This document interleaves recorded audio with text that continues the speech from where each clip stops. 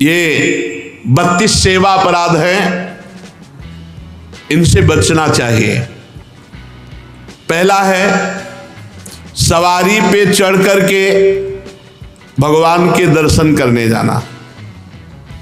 अगर आप जा भी रहे हैं तो कम से कम 100 कदम पैदल चलें, इतनी दूर वाहन खड़ा कर दो और नंगे पैर वहां से जा।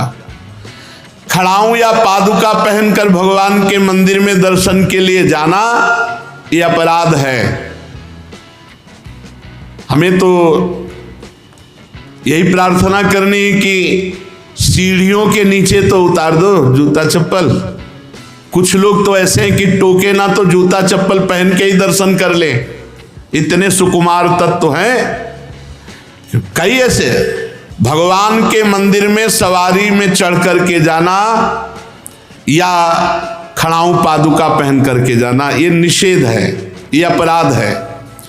दूसरा, रथ यात्रा, जन्माष्टमी, राधाष्टमी,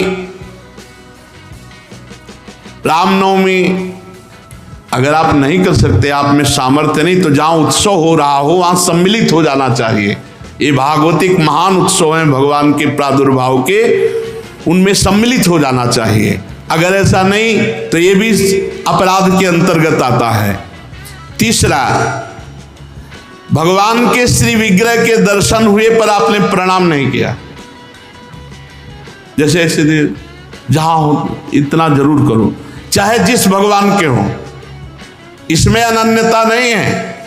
जैसे परिक्रमा लगाते थे, हनुमान जी की आरती हो रही, जय राधा वल्लभ लाल की, 1 मिनट रुके, उनकी आरती हो रही, महाभागवत हैं, सब संतों को प्रणाम करते हो, हनुमान जी को प्रणाम नहीं करोगे? हनुमान जी महाभागवत, उनको प्रणाम करने में तुम्हारी निष्ठा बदल जाएगी क्या? जय राधा वल्लभ लाल की आरती हो रही, उसी में दर्शन मेरे प्रभु इस रूप में विराजमान। जो भी देवालय, जो भी मंदिर अगर हमारी दृष्टि में गए तो ऐसे प्रणाम, उनसे बढ़कर थोड़ी हो। सब में हमारे सर्वान वस्तुतया निरीक्ष परम स्वाराध्य बुद्धिर्मम। प्रभु के श्री मूर्ति के दर्शन करके प्रणाम न करना या जूठे मुंह अपवित्र अवस्था में प्रभु के दर्शन करने जाना। पवित्रता अगर नहीं रहेगी ना तो बुद्धि भ्रष्ट होती रहेगी, पक्का समझ लो। पवित्रता की बहुत जरूरत है। आजकल प्रायः पवित्रता का ज्ञान नहीं रखते हैं। अशुचि अवस्था में दर्शन करना। अगला, एक हाथ से प्रणाम करना भगवान को। जैसे श्री विग्रह भगवान का है तो एक हाथ से ऐसे नहीं प्रणाम किया जाता। संत को, गुरुदेव को, भगवान को ऐसे। एक आए थे एकांतिक में, तो हम कहा भैया इसका मतलब क्या है? तो हम कहा ये तो नेता मित्र दोस्त ऐसी जगह होता है। कहा भगवान और संतों गुरुजनों के सामने तो ऐसे, हमको तो ऐसे ठीक है। ये राजकीय विभाग में चलता है, भगवत विभाग में ऐसे चलता है। कर जोड़ करके भगवान को, गुरुदेव को, संतों को ऐसे हाथ जोड़कर, एक हाथ से भगवान को ऐसे नहीं किया जाता, प्रभु को ऐसे नहीं किया जाता। प्रभु के श्री विग्रह के सामने एक हाथ से प्रणाम करना या गुरु जी को, इतने सत्संग नहीं ना, तो प्रायः आजकल के बच्चे प्रियता में दाहिने हाथ में मोबाइल होता है और बाएं हाथ से ऐसे करते हैं। रोज हमें होता है, हमें रोज होता है। और बाएं हाथ से जानते हो किसको किया जाता है? शत्रु को।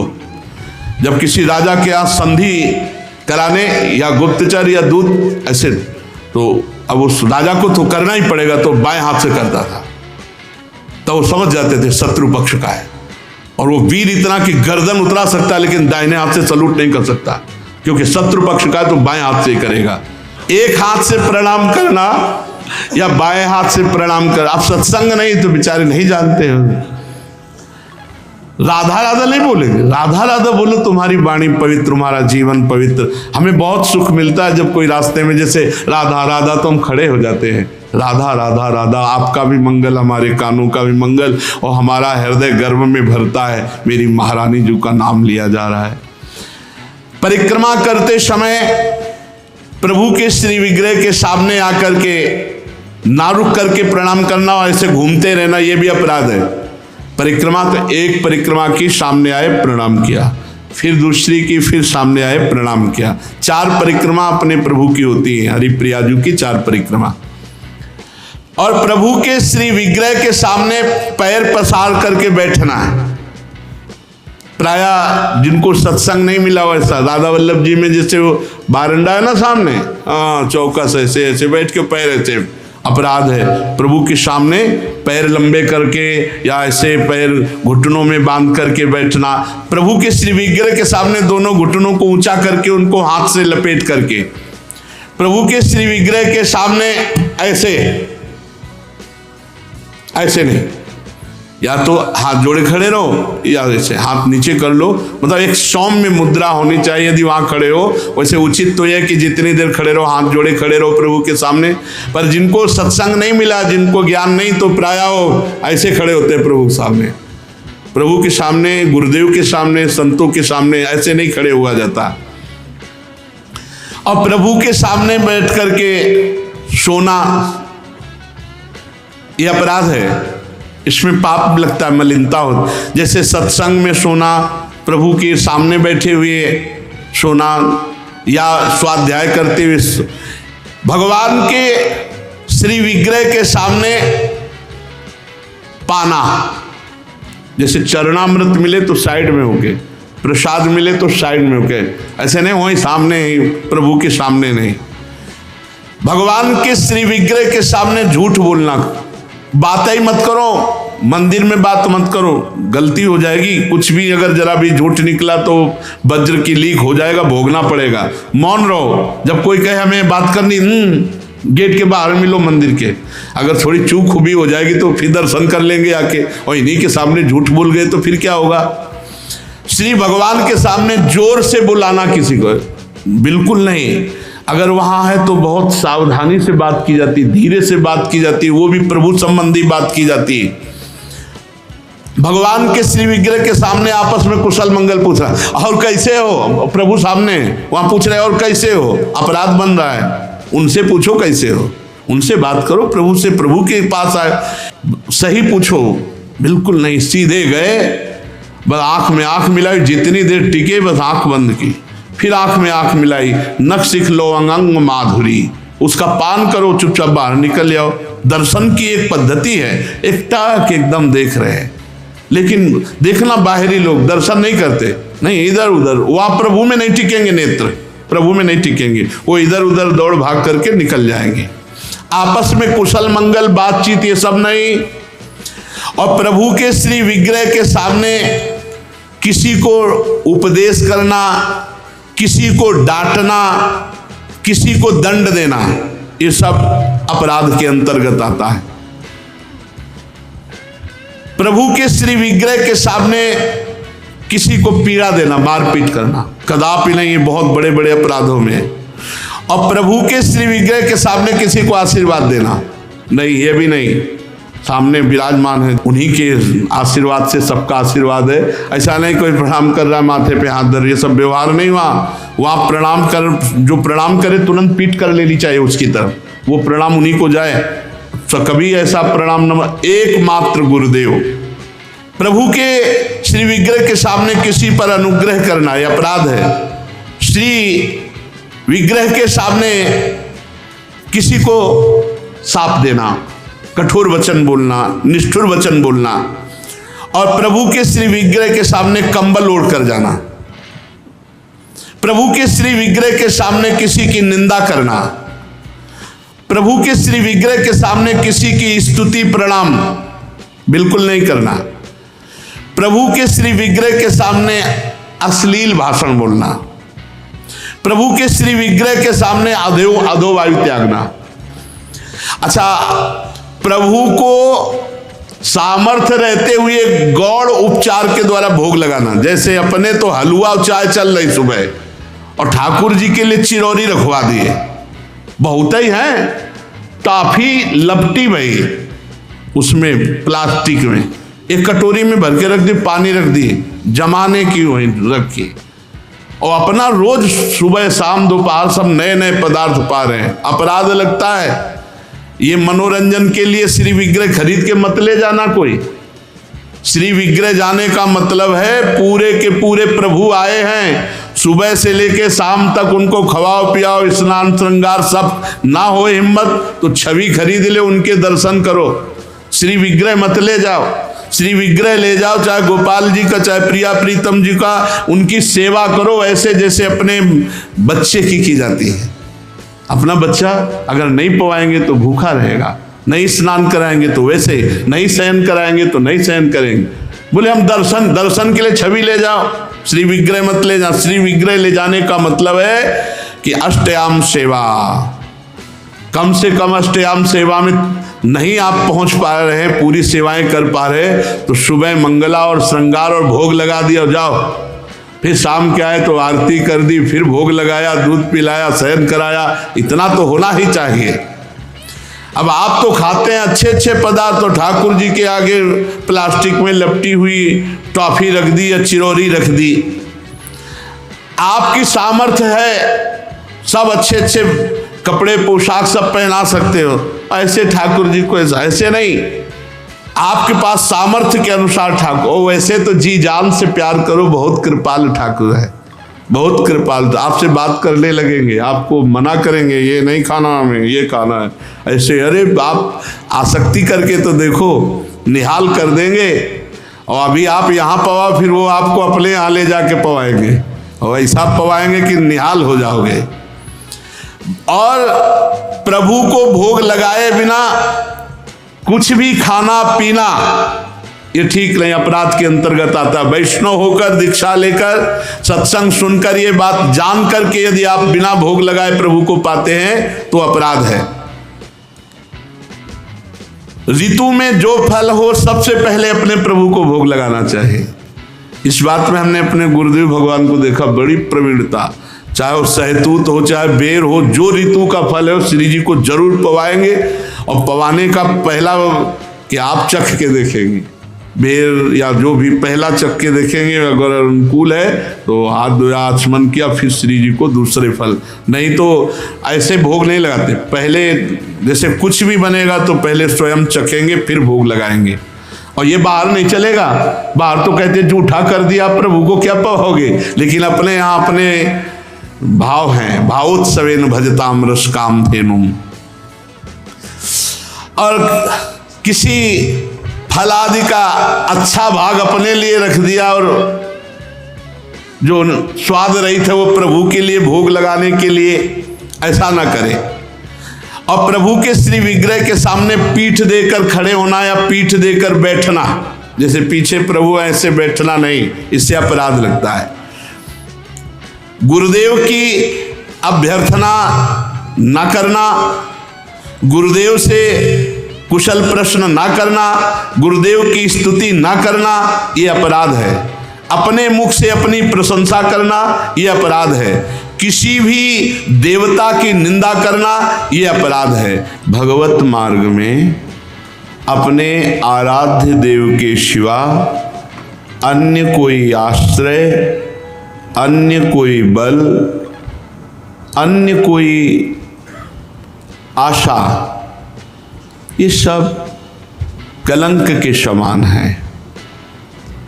यदि हम अन्य आस भरोस अवलंबन छोड़ पाएं तो हमें कुछ नहीं करना भगवत प्राप्ति के लिए। सच्ची मानिए, ये अन्य जो स्वीकृति है यही हमको तो भगवत विमुख किए है। नहीं, हमारा स्वरूप ही भगवत स्वरूप है। ये पांच भौतिक हमारा स्वरूप थोड़ी है, ये अंतःकरण हमारा स्वरूप थोड़ी है, ये स्वभाव हमारा नहीं है, ये प्रकृति का है। यही अन्य आश्रय हमें भय प्रदान करता है। जब तक भय है तब तक न शुद्ध भक्ति है और न शुद्ध ज्ञान है। ज्ञान हो जाने पर एक ब्रह्म के सिवा कुछ है नहीं तो किससे भय। भक्ति हो जाने पर अपने प्रभु के सिवा कोई है नहीं तो किससे भय। प्रहलाद जी ने नरसिंह भगवान से किंचन मात्र भी कोई भय नहीं माना। सब भयभीत थे, पर प्रहलाद जी नहीं। अपने प्रीतम से क्या भय, चाहे वो सौम्य रूप में हो या घोर रूप में हो या भयावह रूप में हो, है तो मेरे प्रीतम, फिर भय कैसा। तो हमें जो भय, शोक, चिंता, अपने कल्याण की फिक्र, इसका मतलब है अभी भागवतिक बल जागृत नहीं हुआ।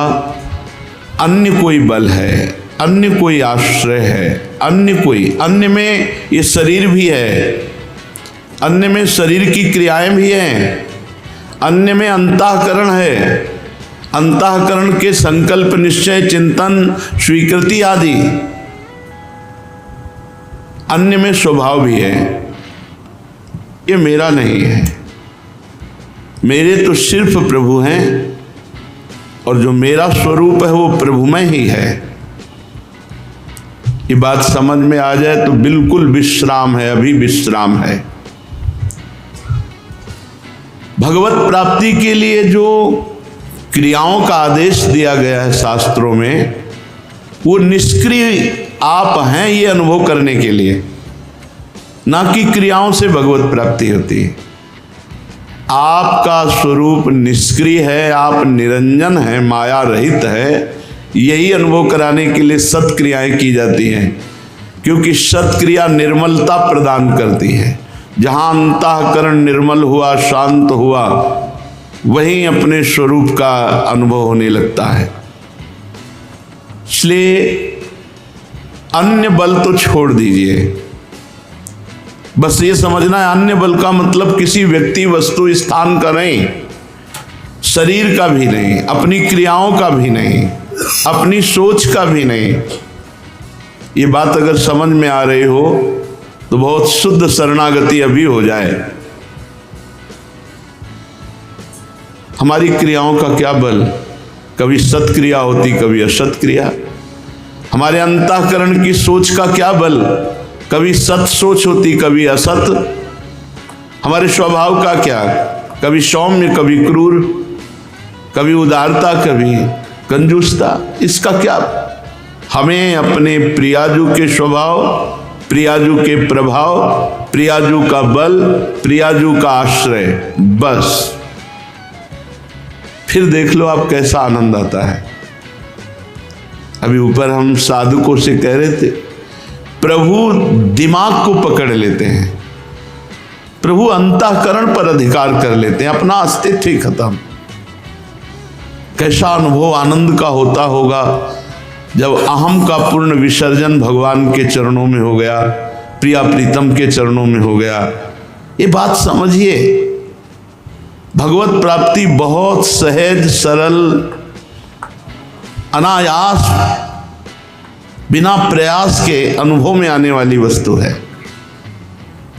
हमारे को लगता है हम बहुत प्रयास करके भगवत प्राप्ति कर लेंगे तो उसमें हमारा शारीरिक बल, बौद्धिक बल, क्रिया बल, इनकी पहुंच नहीं है परमात्मा तक। इनकी पहुंच, ये सब असत है। असत से की हुई क्रियाएं इस सत परमात्मा में प्रतिष्ठित नहीं कर सकती, तो इनसे उदासीन नहीं होना, ये करना है, पर बल प्रियाजू का। हमारा जितना भी मंगल होगा वो हमारे आराध्य देव से होगा।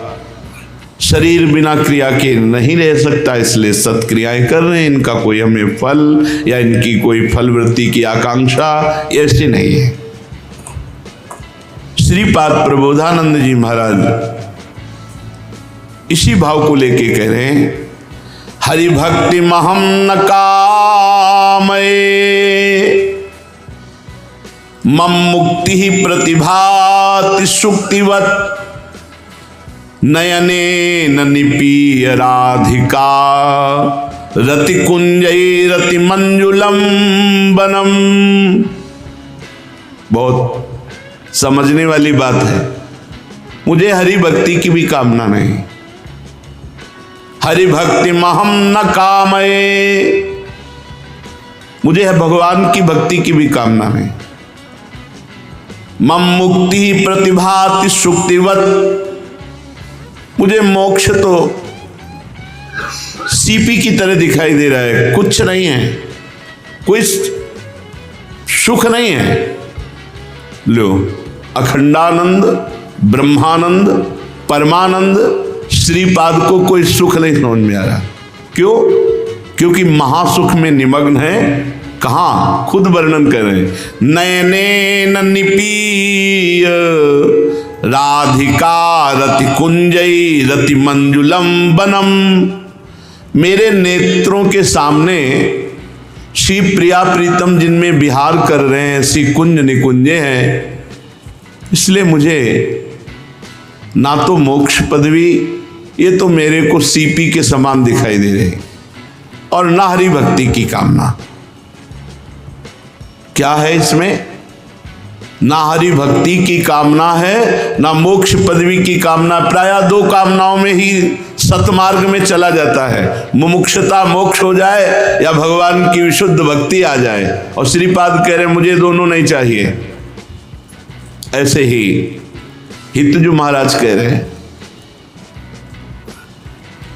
धर्माद्यर्थ चतुष्टयम विजयताम किम तद वृथा वार्तया, सैकांतेश्वर भक्ति योग पदवी त्वारोपिता मूर्धनि। धर्म अर्थ काम मोक्ष, ये तो मेरे सामने बेकार की वार्ता है। ना मुझे धर्म चाहिए, ना अर्थ, ना काम, ना मोक्ष। तो बोले भगवान की भक्ति, बोले नहीं। त्वारोपिता मूर्धनि, हाथ जोड़ करके, हाथ बांधकर सिर पर लगाकर प्रणाम करता हूं हरि भक्ति को, लेकिन मुझे नहीं चाहिए ईश्वर की भक्ति। जैसा यहां वर्णन है, महाप्रभु का भाव ही श्रीपाद वर्णन कर रहे हैं।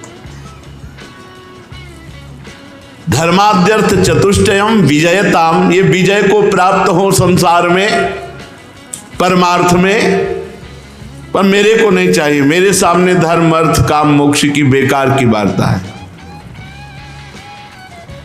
सैकांतेश्वर भक्ति योग पदवी त्वारोपिता मूर्धनि, ईश्वर की एकांतिक भक्ति को भी हम हाथ जोड़कर माथे पे लगा के प्रणाम करते हैं, हमें नहीं चाहिए। अरे महाराज, आपको मोक्ष नहीं चाहिए, ईश्वर की भक्ति नहीं चाहिए, तो आप आराधना का स्वरूप क्या है आपके हृदय में? बोले यो वृंदावन शिव कश्चन घनाश्चर्य किशोरी मणिष तत्कैंकर्य।